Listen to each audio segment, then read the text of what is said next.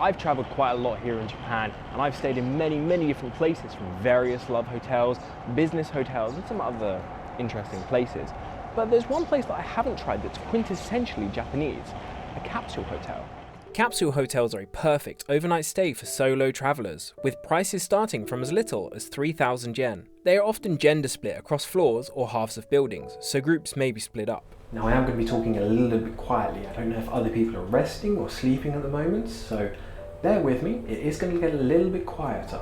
So this is the locker area, which you can see here for my capsule. And there's also some toilets on this level. And over here in 412, this is my locker here, which you actually get into with your key card, which has a QR code on the back. So if we scan this, you can see inside.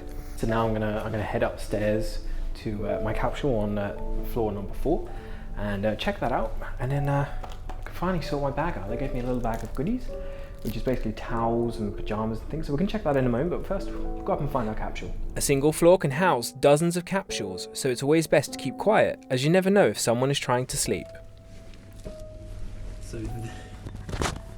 So this is my little capsule for the night.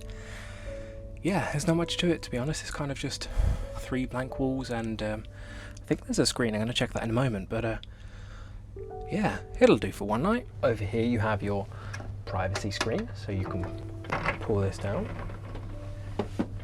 There we are. And you're completely on your own.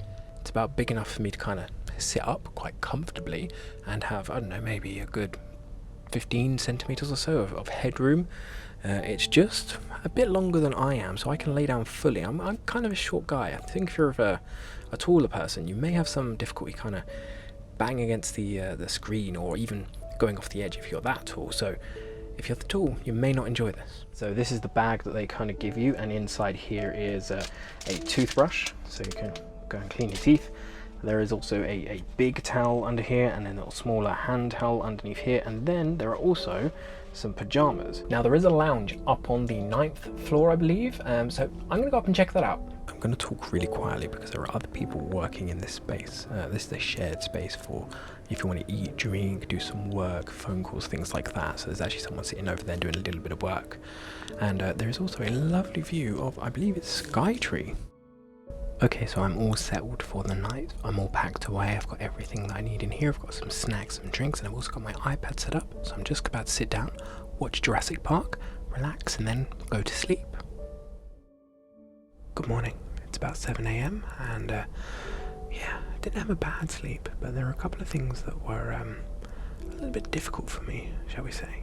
The first thing was there is this fan that you may be able to hear that you cannot turn off. And I'm quite a delicate sleeper, so this didn't help. I'm not alone on this floor. There are dozens of other guys that are sleeping in pods just next to me, and with that cover there being super thin, it doesn't keep sounds out or in at all. It's almost like a symphony of farts, coughs, sneezes, and snores. Now this blind that is acting as a door is very thin and doesn't seal at all, so I'll just kind of put the camera up against it, and you can see there is this big gap which lets quite a lot of light in, so if you're sensitive to light, then it makes that really difficult. Every now and then you can hear someone shuffle down the corridor and go into the door across and go to the toilet. Okay, so now I'm basically done with the pod and I'm ready to go on my day, so now I'm going to go down to the showers and get showered and changed. This is one of the shower units, as you can see behind me. There are about a dozen of these. They have shower gels, shampoos, conditioners, things like that, so you don't need to bring anything, it's all included. Unfortunately, there were people using the wash areas, so I was unable to get footage, but there are around a dozen sinks for you to wash in. And there you have it, that was one night stay in a capsule hotel. They're really great for quick overnight stops. Let's say you're traveling out far somewhere, or like some Japanese people, when they miss the last train, they'll pop in there and stay the night. They're great for that kind of thing. If you're interested in seeing more about Japan, check out my Instagram, subscribe, and I'll see you next time.